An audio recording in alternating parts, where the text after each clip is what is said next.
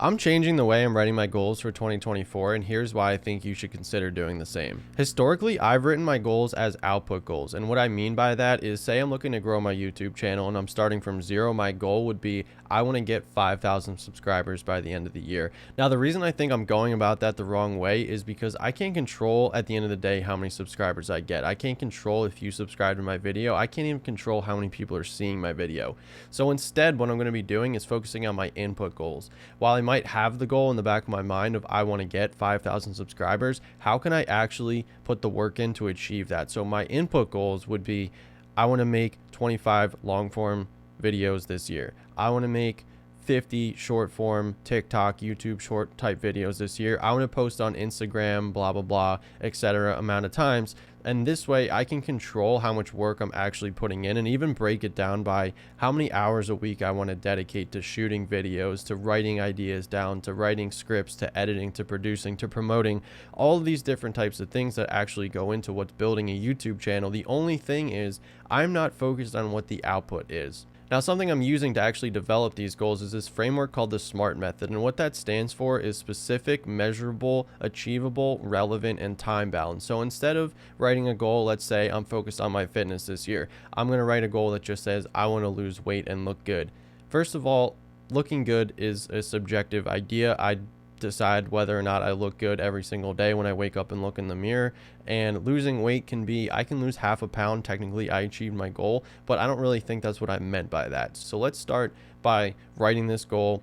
Say I'm going on vacation in July. So I have about 6 months to lose. Let's say I want to lose 15 pounds. So now already I have a time and a specific goal in mind. And then let's write out how I'm going to go about achieving that goal. Say I've come up with, I think I can commit to going to the gym 3 times a week. I think I can commit to dialing in my diet, focusing on my calorie intake, counting calories, looking at my macros, eating healthier alternatives. So now when I break it down, not only do I have an ultimate 6-month goal that I want to look good for my vacation in the summer, but I can actually check in along the way instead of my vacation arrives, I look in the mirror and I'm unhappy and I realize that I didn't achieve my goal. Instead, I know that I have to lose 15 pounds in 6 months. So that's roughly 2.5 pounds every single month. So March 1st, I look in the mirror, I hop on the scale, I've only lost 2 pounds. I'm falling behind on my ultimate goal. So now what do I have to do? I have to take a look at my diet. I have to take a look at, have I been sticking to my routines in the gym, and what needs to change to get me back on track.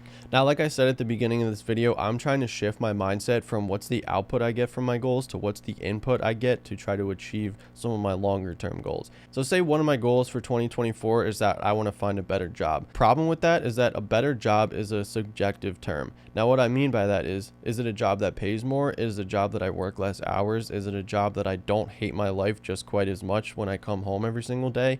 Now, you'll know what this means, but in order to achieve that, you should try to adjust your input goal instead of just focusing on the output goal. Now, the input goal can be steps that help you achieve that output goal. So, for example, if I'm looking for a better job, how can I change the way I approach finding a better job? And that starts with, I'm going to apply to X amount of jobs every single week. I'm going to shoot for scheduling X amount of interviews every single month. I'm going to do this. I'm going to do that. And these are things that are much more controllable, because ultimately getting the job, sure, I have some control over, but I don't have control over whether they call me back for an interview. I don't have control over the other candidates. The things I do have control over are, am I putting myself out there to be in the best position to get a better job? And these are the things that you need to focus on if you're trying to move forward in any aspect of your goals. Thank you guys so much for watching. If you found this helpful, please subscribe. You'll help me reach my goals in 2024. Stay tuned for more content that hopefully helps you reach your goals.